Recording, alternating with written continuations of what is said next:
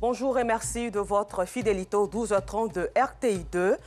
Au sommaire de l'actualité, insalubrité sur le tronçon du Grand Carrefour de Koumassi. Au rond-point Akwaba, ce décor non reluisant sur la voie internationale du boulevard Giscard d'Estaing dérange. Et puis en République démocratique du Congo, il y a eu plusieurs morts dans des manifestations contre les agents de l'ONU. Le tronçon entre le Grand Carrefour de Koumassi jusqu'au rond-point Akwaba de Port-Boué présente un décor insalubre. Alors, pourquoi cette voie faisant partie du grand boulevard Giscard d'Estaing est mal entretenue et c'est la partie du rond-point Akwaba menant à l'aéroport international Félix Houphouët-Boigny d'Abidjan-Port-Boué est mieux entretenue? Plus de précisions dans ce reportage où des cartons rouges ont été attribués aux différents responsables de cette insalubrité. Gazon bien tendu, paysage coloré, voirie spacieuse et nettoyée. Nous sommes sur la voie qui mène à l'aéroport international Félix Houphouët-Boigny d'Abidjan-Port-Boué. Ici, chauffeurs et piétons sont unanimes de la sérénité et de la quiétude qu'il y a à emprunter cette voie. Un véritable soulagement pour eux. Quitter à Koumassi jusqu'au carrefour Akwaba, souvent c'est là il y a des soucis. Lorsqu'on traverse Akwaba, jusqu'à l'aéroport, en tout cas vraiment, c'est RAS. Je peux dire que tout le monde est soulagé. Ici, il y a beaucoup de la propriété. Et puis de l'autre côté, là-bas, bon, j'ai l'impression que les gars s'en fichent de l'environnement où ils sont. C'est très beau. J'ai l'impression comme on est en Europe. Hein. Souvent, les week-ends, lorsque j'ai envie de me balader, me faire du sport, je préfère venir vers l'aéroport parce que c'est un coin, c'est vraiment paisible et puis bien entretenu. À quelques mètres de là, au carrefour ancien Koumassi, le décor est tout autre. Cet individu, en train d'uriner à l'air libre, ne se rend pas compte de l'impact néfaste qu'a son urine sur l'environnement.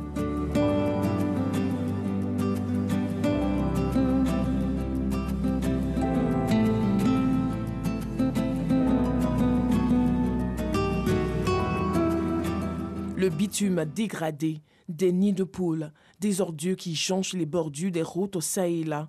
Le décor de cette voie toujours dans la commune de Koumassi, loin de présenter un visage reluisant, est assez insalubre. La population affiche son dégoût. Vous le constatez, hein?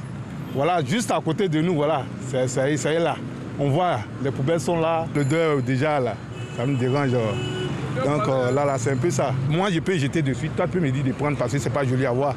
Mais quelqu'un doit venir dans la même place là, lui va venir, va jeter. Quand je regarde ce genre de choses là, vraiment, c'est dégueulasse. Ça peut envoyer des infections, ça peut créer beaucoup de problèmes de santé à la population et c'est pas du tout joli à voir. Les travaux pour la réalisation du projet d'embellissement de la voie internationale du boulevard Giscard d'Estaing jusqu'à Bassam, qui a vu la destruction des espaces qui occupaient vainement des rues, sont pour l'instant vains. Alors, à quand donc le démarrage des travaux d'assainissement de la voie du boulevard Giscard d'Estaing? En attendant de répondre à la question, la rédaction de RTI2 attribue un carton rouge aux riverains occupant cette zone du grand carrefour de Koumassi jusqu'au rond-point Akwaba allant à l'aéroport Félix Houphouët-Boigny de Port-Boué.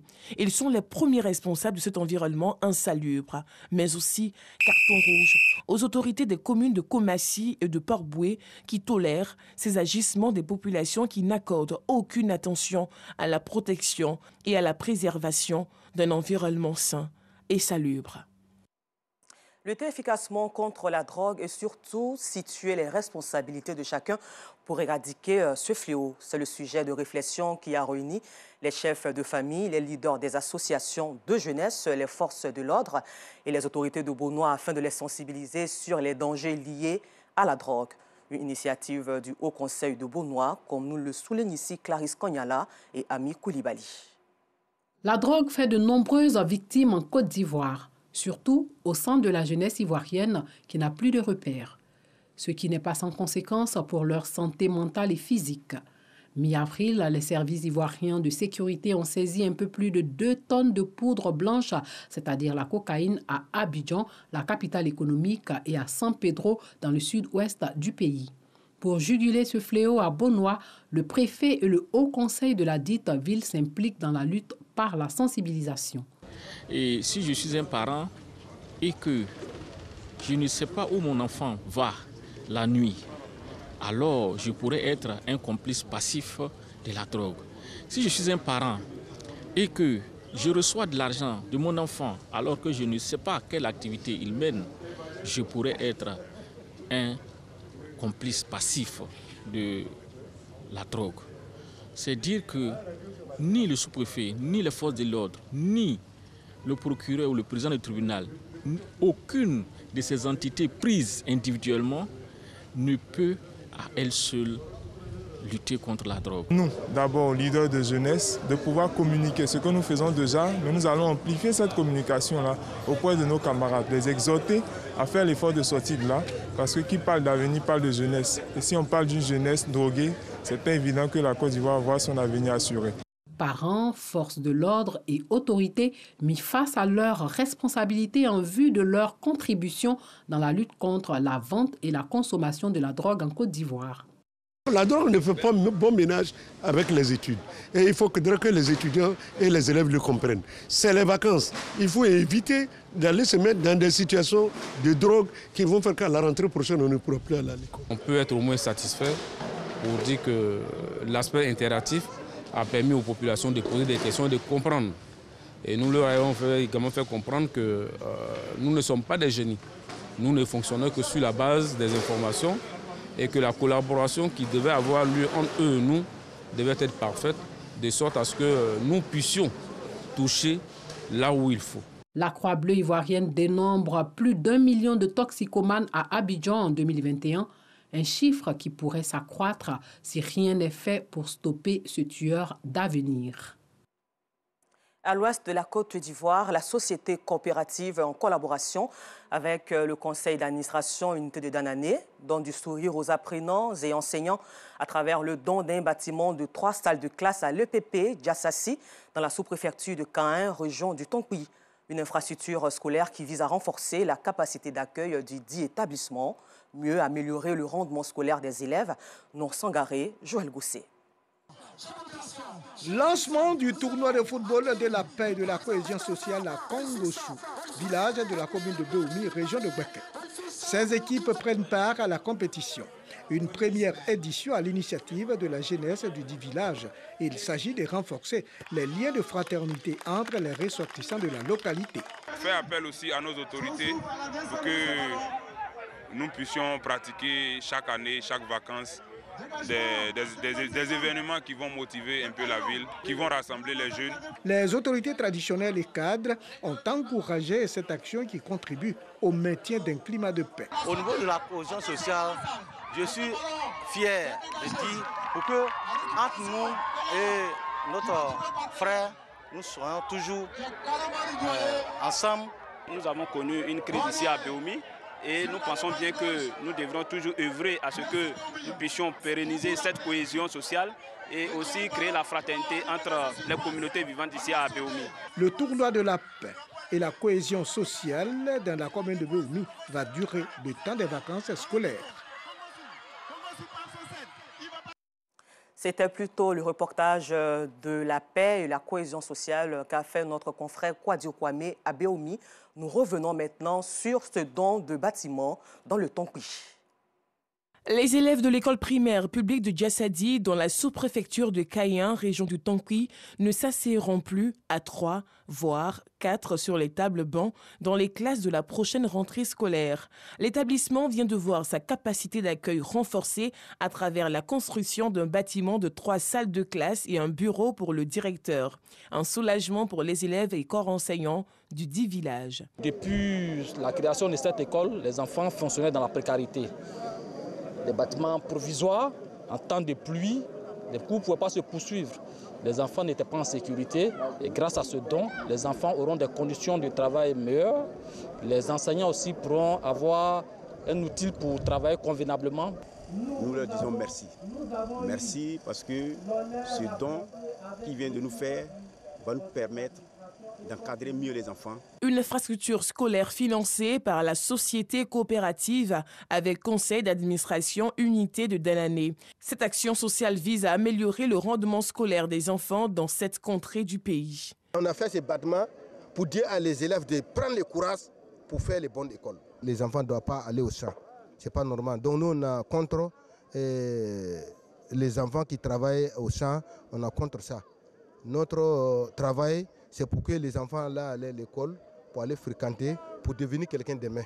Fidèle Tiendraogo, PCA de la société coopérative, a exhorté élèves et personnel éducatif à faire bon usage de cet établissement, tout en invitant les parents à s'investir dans la scolarisation et le suivi de leurs enfants. Ici à Abidjan, la solidarité, la fraternité et l'amour sont les mots qui ont été prodigués au nouveau président du COFESTI, Conseil fédéral des Tidjani, en Côte d'Ivoire, Mohamed Lamine Sy Savané. Et ces mots sont du guide suprême de la communauté musulmane de Côte d'Ivoire, président du Conseil supérieur des imams des mosquées et des affaires islamiques, COSIM. Le cheikh Aïma Ousmane Diakité, lors de cette investiture, a aussi exhorté le tout nouveau président du COFESTI à prôner plutôt les vraies valeurs de l'islam, la tolérance. Et cette cérémonie a eu lieu le lundi 25 juillet au sein de la grande mosquée de la Riviera Golf dans la commune Cocody, Pagasoro Kone de Madongui. Cadres, guides religieux, prédicateurs et fidèles musulmans réunis à la grande mosquée de la Riviera Golf. Leur présence, l'investiture du nouveau président du Conseil fédéral des Tidjani en Côte d'Ivoire, COFESTI. Sa mission, prôner les vraies valeurs de l'islam, l'amour, la solidarité, la fraternité et la tolérance des valeurs chères en islam. Et il a d'abord une mission de conseiller. C'est le président du conseil des cheikhs qui vont donner au secrétariat des lignes directives que le secrétariat va mettre en exécution. Et puis maintenant, en plus de ça aussi, sa vie de tous les jours est aussi de participer à la vie de la nation sur la base de la tolérance. Le président, à la personne de Cheikh Lamine Sy Savané, il a un programme qui va déballer, Inch'Allah, mais ça sera surtout pour l'organisation des Tidjanines, pour participer, j'allais dire, à toutes les prises de décision qui se font au niveau de la religion et de la religion musulmane ici en Côte d'Ivoire, pour un meilleur essor de l'islam et pour une communauté forte, puissante et prospère. Le tout nouveau président de la COFESTI, très heureux, dit compter sur la contribution de toute la communauté musulmane afin de réussir et mener à bien la mission à lui confier. Je suis très heureux pour l'islam de Côte d'Ivoire. Nous sommes unis, nous avons la paix. Mohamed Lamine Sy Savané, après son investiture, a reçu des mains des hommes de Dieu le noble Coran et un chapelet pour lui permettre d'accomplir avec quiétude et sérénité ses différentes tâches. Créé en 2015, le COFESTI œuvre pour l'éducation spirituelle des musulmans. Et puis en sport, sachant que la sélection ivoirienne de karaté dans les catégories seniors, juniors et cadettes prendra part au prochain championnat d'Afrique de karaté, région Ouest 2 à Ouagadougou du 2 au 7 août prochain. Les éléphants karatéka préparent donc cette compétition dans le plus grand sérieux dans un centre à Yopougon.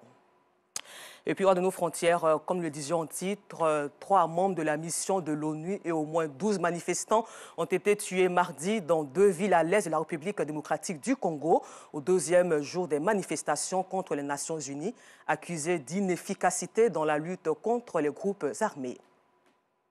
En Tunisie, c'est le oui qui l'a emporté à 94,6% au référendum sur la nouvelle constitution. Ce test consacre ainsi la présidentialisation du pouvoir et tourne la page du parlementarisme instauré en 2014. Voilà, c'est tout pour aujourd'hui. Merci et rendez-vous demain 12h30 sur RTI2.